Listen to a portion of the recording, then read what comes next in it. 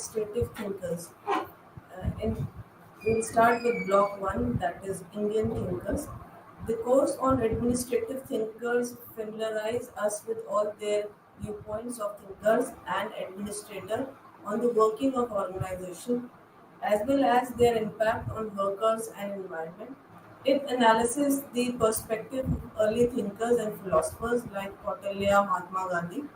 Under the Indian thinker, this is block one. The discussion on administrative of Arthashastra by Kautilya is the highlight of the course, as very few courses on administrative theory bring forth the views of Patel in such detail. Cortelius visualized the importance of the value and attitudes, merit and qualities of the people engaged in the organizational task. His focus on the principles of probability, integrity, and honesty holds relevance even today. Second is the Gandhi's theory of Swaraj and trusteeship are also discussed in block 1. Experiments such as Panchayati Raj and then Vinoba Bhave's Bhudan movement that empirically tested Gandhi's ideology are described. Arthashastra is the oldest treatise of the composite government affair. The block has been described as a masterpiece which covers a wide range of administration and principles of governance and statecraft involved and establishment in Arthashastra. Was followed by various rulers like Ashoka and Shivaji. This unit will focus on Kautilya key principles of administration and examine their relevance in the contemporary context. These two are the Indian thinkers. We'll start with the Kautilya, that is about Kautilya and Arthashastra. Kautilya, also known as Chanakya as well as Vishnugupta, has attracted the attention of number of scholars from political science, economics, management, public administration, psychology, defense studies, and strategic studies.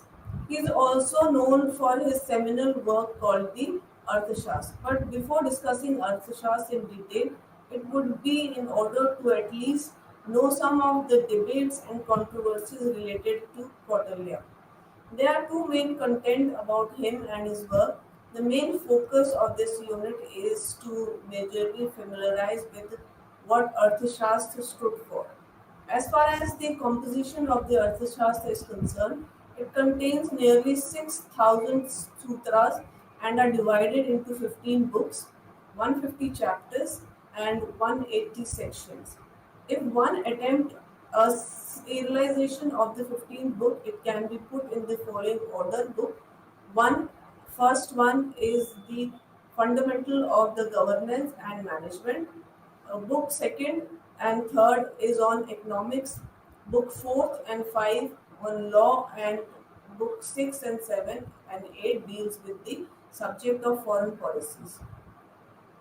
Defense, war and warfare from part of discussion in book 9 and 214, and book 15 is on the methodology and device used in writing the book.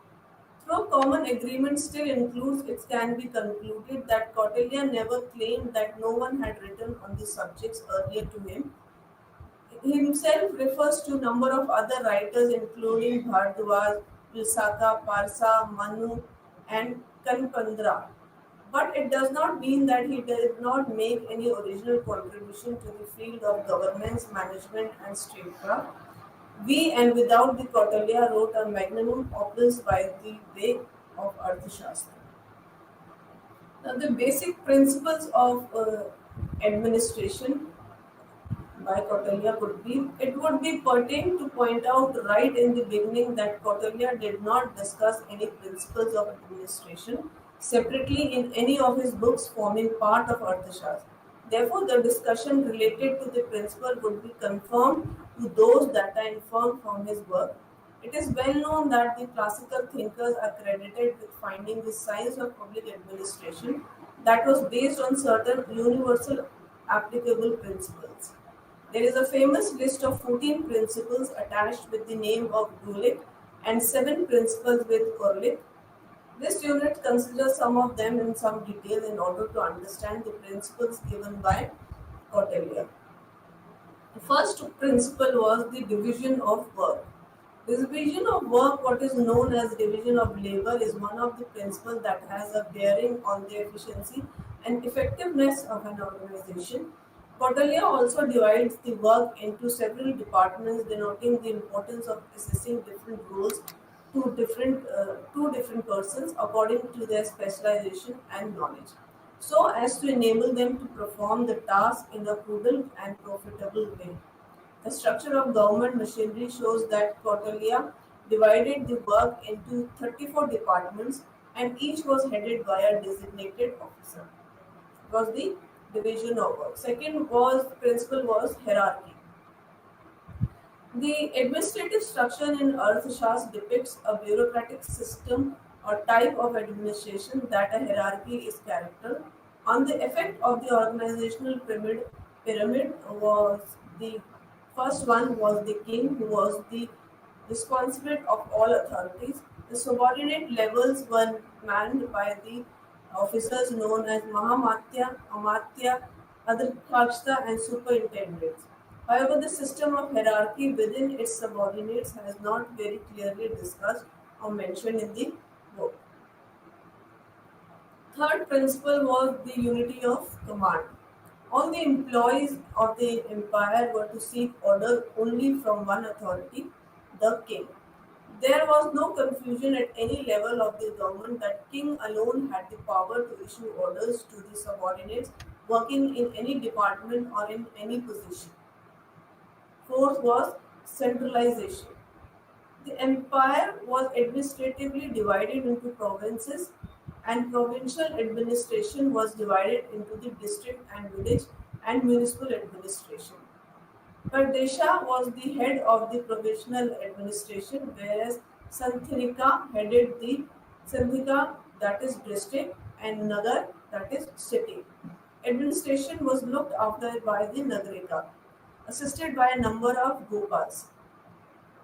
For Kautilya, centralization of power and decision making was imperative for the reason of safety, security, prosperity of the empire, and for administrative loyalty to the king.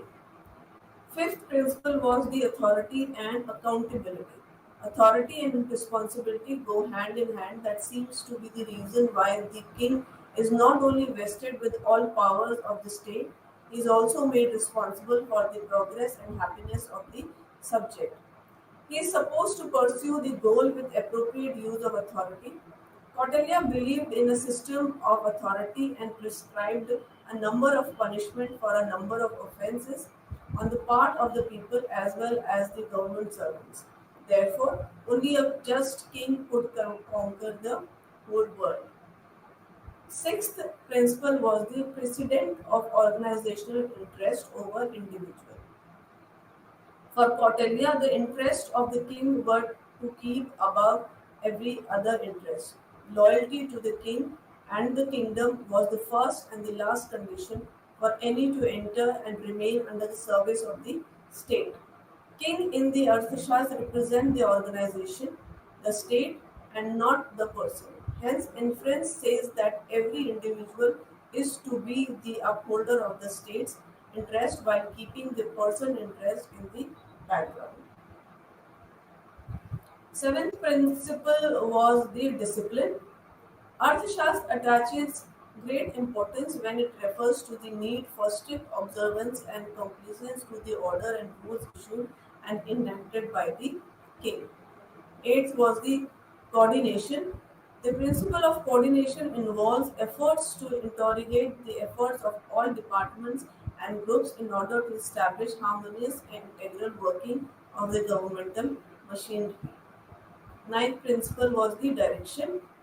Directing is a multitask concept that includes the matter pertaining to leadership, motivation, supervision, and communication. Kautilya recognized the relevance of good and effective leadership for the both running of the government. Direction, among other things, involves complete engrossment of the leader in the work of organization and the working of the employees. Further, tenth principle was the leadership. A good leader is one who keeps the interest of the people and the kingdom above personal interest. This explains the variability of relationship that should exist between a leader and his followers, referring to the qualities of a transformational leader. Kautilya says an ideal king is one who behaves like a saga or monarch, Raj Rishi, as he says, who is ever active in promoting the yogashram of the people and who endures himself to the people by enriching them. Seventh principle was supervision and control. This principle has been a part of the theory of administration developed by many classical thinkers. Kautilya was not obvious of the importance of the supervision and control and organization. 12th was the value-based administration. Kautilya brought in the concept of value-based management and administration when he identified a number of values in a leader and observed that in order to achieve the primary role of the organization, a leader should be virtuous, beautiful, and free from vice. He should also evoke reliability, gratefulness, liberty from promptness, and long-term vision, the advice of the elders. That was the fourth value based administration, 12th principle of Kautilya. Now, what was the organizational and structure of administrative machinery in Ashra as said by Kautilya? This aspect of administration and governance receives the closest attention in the work produced by Kautilya. For the purpose of governance, Kautilya states was a centralized system of government, but for the purpose of administration, it could be termed as a decentralized one.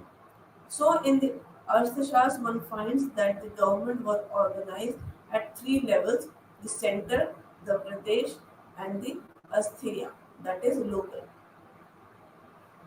The first one, the institution of the king. The king was the apex of the state. All power of the state legislature, executive, and judiciary were vested in him. King was the source of law. He was responsible for the execution of the decision in letter and spirit, and he was the ultimate source of justice. As far as the functions and duties of the king are concerned, he had a time schedule within which the listed duties were to be performed, within a defined time span of 1 and 1.5 hours during the day and night. He was supposed to discharge what may be termed as routine administrative functions like receiving reports on defense, revenue and expenditure, hearing petitions of people, receiving revenue and tributes written, and dispatching letters, receiving secret information from spies, spending time in personal recreations and complimentation, and confirmed with the counselor, etc. Besides the chief executive, the king one also finds a mention a number of officers occupying higher position under the kingdom, such as the prophet and the chief priest. The Mahamatya, the Senapati, and Amatyas and Akshar, they were under the direct control of the king. Second was the base of organization, or you can say department. The book mentioned 34 adhikshas, each heading one department or unit within a department. These heads were Nagavendraksha, Koshadhaksha, Akshadaksha, Lodha Akshadha, Laksh, Lakshadharsha, Kandradaksha.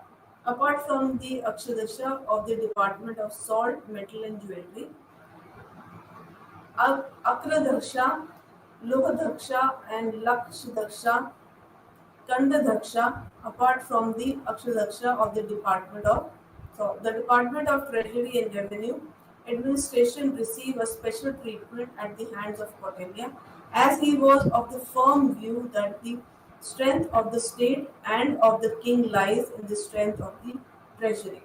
The head of the treasury was the treasurer, generally known as Samnidhara, assisted by the chief superintendent of the treasury and the chief superintendent of the warehouse.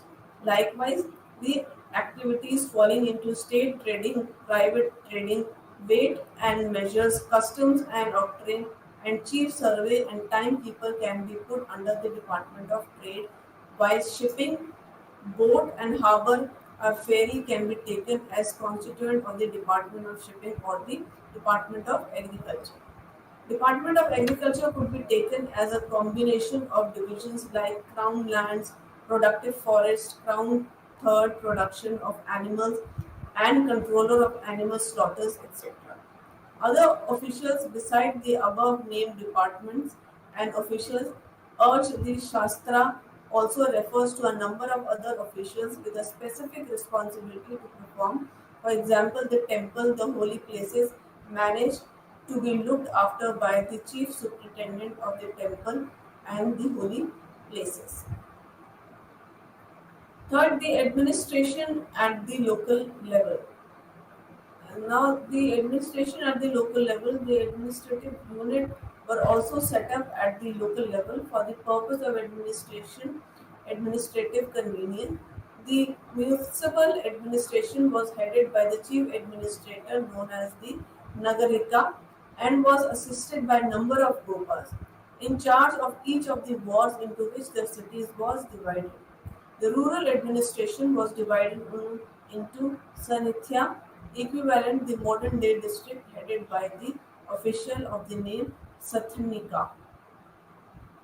He was responsible for the maintenance of law and order besides having a close supervision over the local level treasury and collection of revenue. Another institution that played a significant role in the rural areas were the Gram Vidhrata, who was treated as trustee of the temple property and the minor property helping resolve boundary disputes between villages, acted as judge in disputes pertaining to field besides being witnesses to the sale and purchase of the property. Now, the personal administration of Arthashastra. Kautilya underlines the fact that state achieves its social, economic, and political aims through the people engaged in the task of administration of decision, policies, and projects. The personal administration was also important because the scope of the activities of state was wide and varied, which in turn implied the wide and varied scope of public administration.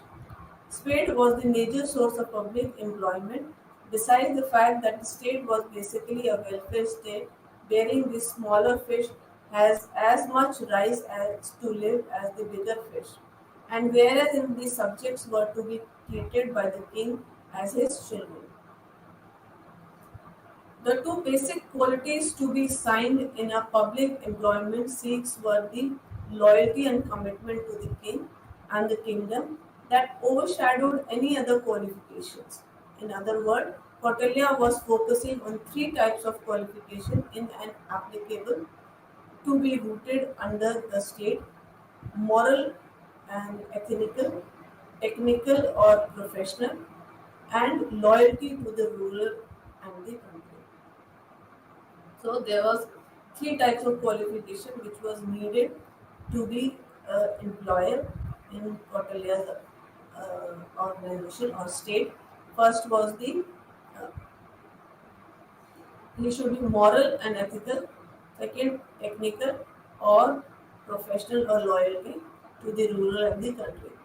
He should be free from. He should also be free from calm, crodh, maya, and low. Some of these tests through were termed as Ethiopia. Another point to be noted here is that officials of the higher rank got got their attentions of Cortelius. The lower level employee seems to have bypassed by his eyes, or he might have thought that everything in administration is dependent on the quality and capability of the person sitting at the top. Now, what was the ways of recruitment, promotion, and transfer? Recruitment is a process to find and select the best or to be read out the incompetent, sometimes referred deteriorate as there are skills for the performance or of the defined administrative tasks and functions. There was, of course, no open recruitment system nor an independent recruitment agency as one finds today. Yet the king was responsible for the selection of the higher level officials himself. Secondly, the requisite qualifications for different functions responsibilities are generally defined on the basis of which a person could find entry or could be either rejected or given a low level task. The list of eligibilities of Amartya's first selections include the following. It should be a citizen of country. He should be from a high family and should be influential. He should be well trained in arts. He should be skillful, equivalent, firm in loyal devotion, endowed with excellent conduct. He should be free from fickle mindedness, procrastination, and procrastination, and from such qualities they excite haters and enmities. So that was the uh, eligibility of Amatyas. Now the promotion. The promotion and transfer of the officials were totally the discretion of the king, as he was to decide on the basis of performance and evolution decision by following observational method and the feedback. One does not find a detailed discussion on the transfer of the civil servant except when he says that the head of department shall not remain permanently in one job and salary rotated frequently. And now the pay and salaries of the servant. When it comes to the issues of salaries and pay, one finds that the officials were getting fixed amount as salary paid, which could be raised or reduced as the discretion of the king, depending on the achievements or failure of the official to achieve the desired goal of the state. The Mahamatya, that is the Prime Minister, the Prohit, the Senapati, the Yuvraj, Acharya, the Ritvik, the Queen, and the Rajmata were entitled to the salary of 48,000 panas. These grades go up to the 12 in number, the lowest being of the personal attendant and musical staff, etc., who were given a salary of 60 panas. It turns out that the salaries were commensurated with the post, position, experience, and merit of knowledge. The total salary of public servants were determined on the basis of the principles of one was faculty to pay to the countryside and the city. It shall not be more than one fourth of revenue of the state. The salary should be enough to meet the bodily needs of the employee and shall not be in contradictions to the principles of dharma and artha. The salary could be paid either in cash or in kind or both depending on the adequacy of cash available with the treasury. Similarly, one does not come across a clear statement about the state system of pension or retirement benefits on the blinds an employee is entitled for today. Even so, the dependents of the state servants dying in the services of the state were entitled to the care of the state. The second inference is that the service under the state was a lifetime. Now, how the training of these civil servants were there in the Archas of the Cortelia's form. Training of the highest level officials of the government attracted Cortelia's mind the most, as this was the only issue that was given explicit and exclusive in depth treatment by the author of Arthashastra. His ideas on the needs and importance of training can be properly traced and understood through book. One of the topic of training contained 50 sutras, penguin chapters and 18 sections. In a way, he emphasized on the training only of the trainable, that is, training should be open for for everyone, not for everyone, but to those who are willing to improve and reform their thoughts and actionable capacities and capabilities. Therefore, Arthashastra maintains that such candidates only should be chosen for training who had the desire to learn and work, endowed with the qualities of a good listener, apart from the qualities of retention, reflection, understanding, rejection of the wrong or the false, and intentionalness of truth and not on any other person. The focus and the desire to learn underline the quality of inquisitiveness and motivation to add to his previous knowledge and expertise. Cortelia's principles of training are relevant in the present context of administrative department for making a difference to the well-being of the people or subjects. Strangely, the training need at the lower level employee did not receive much attention in Arthashastra. It was mainly concerning the prince, the king, and the higher officials. Now, the financial administration. Kautilya assigned high value of financial health of the state. He was of the firm view that the power of the state rested in the strength of the treasury. That is why he pays special attention to the management and administration of treasury along with the issues of collection of taxes and enhancement of resources of the state. The other areas relating to finance that attracted the attention of Kautilya were budget, agriculture, taxation, audit and accounts. Treasury was considered to be the most vital part of the administration system of Mauryan times. Kautilya's scheme draws a list of the taxpayer and those exempted from tax paying payment. Similarly, the villagers also were divided into tax paying and non tax paying. One even today here are persons and institutions that are tax exempted. The king was supposed to exercise direct control over the treasury and the Koshadhaksha was accountable to him. The source of revenue of the state have been accountable for in details and included revenue from crown agricultural lands, from mines and machinery, from animal husbandry, from irrigation works, forest, from industries like textile, etc. The budget and account and audit. The budget, as we understand in the traditional sense, is a statement of revenue and expenditure for a fiscal year.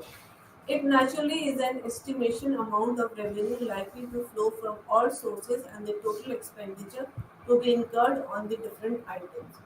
This form of budgeting has been vogue even now, despite the adoption of several new forms and principles of budget formulation and implementation.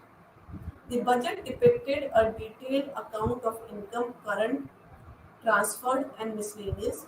Miscellaneous income include the following: the debits and dues, the covered fines paid by government servants, surcharges, compensation received in lieu of loss or damage, gift, confiscated properties and treasure trove, income due to profit on sales.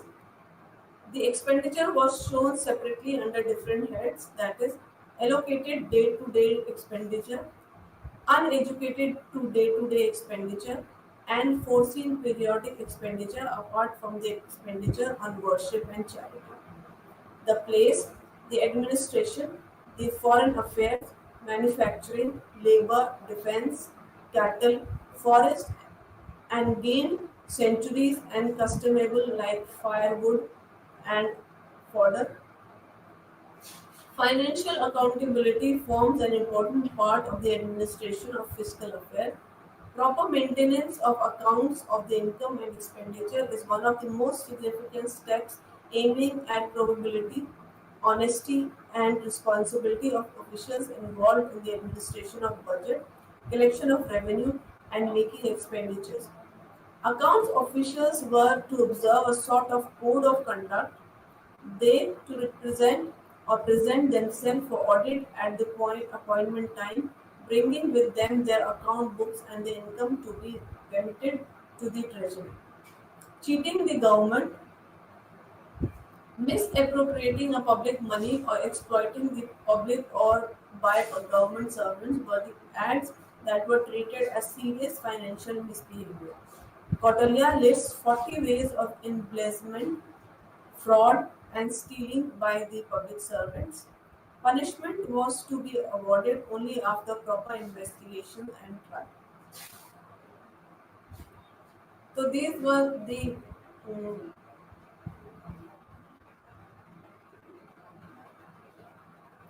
the these were the things we had studied about the Kautilya and his Arthashastra. We just go through the principles. We have studied the principles of administration of Kautilya. That was the first was the division of work, hierarchy, unity of command, centralization, authority and accountability. Sixth was precedence of organizational interest over individual. Seventh was discipline. Eighth was coordination. Ninth, direction. Tenth, leadership. 11th, supervision and control. 12th was the value-based administration. These were the principles of Kautilya in Arthashastra. Kautilya's Arthashastra. Now, the organization and structure of administration machinery in Arthashastra was the first one. First foremost was the institution of the king. Second was based of organizational and departments. Third was the administration at the local level. Now, personal administration first came the recruitment and promotion and transfer, pay and salaries, training of civil servant, budget, accounts, and audit. Now we will move on to the next uh, Indian thinker in this block, that is Mahatma Gandhi.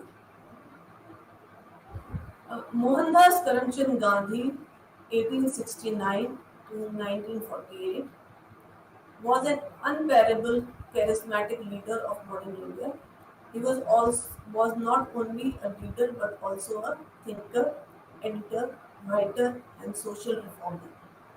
Born in traditional merchant family in Gujarat, he took his formal training in law from South Africa. He implemented his belief in non-violence, freedom of speech and movement, equality and autonomy in the form of satyagraha and non-violence protest in South Africa itself from 1896 to 1914. His major achievements against the apartheid regime there include his Indian ambulance force efforts during the Boer War experiments of Phoenix and Tolstoy farms and camping in the Transversal. Known as the father of nation, we consider one of the champion figure of Indian freedom struggle movement. He has attracted the whole world through his unique style of non-violent methods or satyagraha. Gandhi wrote prolifically for many subjects of philosophy and social sciences. His ideas were theologically, and interdisciplinary in nature. His pen touches subjects including law, social reforms, civilization, economic and social order, and nationalism. He wrote on problems of then existing social economic structures with eradications. His ideas were interconnected with one another. Hindi Swaraj, Panchayati Raj, India of My Dreams, My Experiments with Truth, and his more important writings. Beside, he has given his view on various aspects through his editorial in newspapers like Young India, Harijan, and Navjeevan. His journalist approach towards understanding these social problems makes him different from other social scholars or social sciences. He was not just a theoretical scholar but also an empirical thinker. He adopted and practiced each and every theory which he propagated in his real life. In the form of constructive programs, in this unit we will discuss the Gandhi's media, idea and philosophy. In particular, his viewpoint on Swaraj and trusteeship will be explained. We will try to relate them with the contemporary social and political scenario. Now, Gandhi's idea of Swaraj. Gandhi was a firm believer in the philosophy of Swaraj and democratic values, but his conceptions towards democratic republic is different from the Western thinkers. We need to understand that the Gandhian idea of Swaraj is not the outcome of Gandhi's writing alone. Gandhi really wanted Swaraj or self-rule by the people of India, who represented the rural, Marxist to become a reality. Gandhi observed that the soul of India lives in its villages. He wanted the power structure should be begin from below. Gandhi wanted true democracy to function in India. He therefore observed true democracy cannot be worked by 20 men sitting at the center. He has to be worked from below by the people of every village. He reigned of village republic in free India. Gandhi 1962 observed Panchayati Raj represent the true democracy realized. We would regard the humble and the lowest Indian as being equally the ruler of India with the tallest in the land. Mahatma Gandhi advocated Panchayati Raj or decentralized form of government where each village is responsible for its own affairs as the foundation of India's political system. In Gandhi's dream was that democracy through people's participation could be ensured only by way of Gram Sabhas, a Gram Swaraj. He wanted Gram Swaraj in villages where there will be a village republic and management of affairs will be done by the people themselves. The vision of an ideal village or village republic is centered on the Gandhian concept of Swaraj. Gandhi 1958 arrived by the idea village will contain intelligent human beings. They will not live in dirt, death, and darkness as animals, as what the Gandhians say. Men and women will be free and able to hold their own against anyone in the world. There will be neither plague, nor cholera, nor smallpox. No one will be idle, no one will be reprobed in luxury. Everyone will have to contribute his quota of manual labor. Gandhi strongly advocated decentralization of economic and political power through the organization of village panchayats. Gandhian Gram Swaraj is not the renewal of old village panchayat, but the fresh formation of independent village units or Swaraj in the context of the present day world. Gandhi envisioned for the independent India a polity that would be based on the principles of democratic self government or self rule. Gandhi opted ordered anarchy under which citizens enjoy maximum freedom consistent with remove necessary orders. The guiding principles of Gandhi's modern polity would be non-violence, autonomy of individual, sense of power among its people, strong and vibrant global communities, cooperation among people, literacy requirement, regeneration of Indian culture, national unity, set governing local committees organized in the form of a central government. Now, Gandhi's idea of Swaraj. The political philosophy of Gandhi rests primarily on his concept of Swaraj. In the opinion of several scholars, Swaraj is a more basic concept that non-violence, since non-violence itself only a means to Swaraj. There, a Swaraj is an individual state of being. We find Gandhi evoking the concept of Swaraj in varied sense in different situations, like Swaraj carrying the contest of independence of the country from any rule, assertion of the political freedom of the individual, assurance of the economic freedom of the individual, and attainment of spiritual freedom or autonomy of the individual. In the political sphere, the notion of sovereign independence gives meaning to Gandhi's Swaraj. Other qualifications were attached by him to his independence. He wrote in Young India, 6th August 1925, Sun government means continuous effort to be independent of governmental control, whether it is one government or whether it is national nation, so that the government will be a solid affair if people look up to it for the regulation of every detail of life. Gandhi strongly advocated the use of pure means of attaining sovereign independence. He was equivocal to his recommendations on only the non-violent means. Violent means will give violent Swaraj. That was his Gandhi thing. that would be a menace to the world and India itself. Gandhi's view on trusteeship. Trusteeship originated from three fundamental Gandhian concepts, that was non-violence, Swaraj, and equality, which are all interlinked with one another. The story of trusteeship takes about exploitative economic circle. Gandhi wanted to change his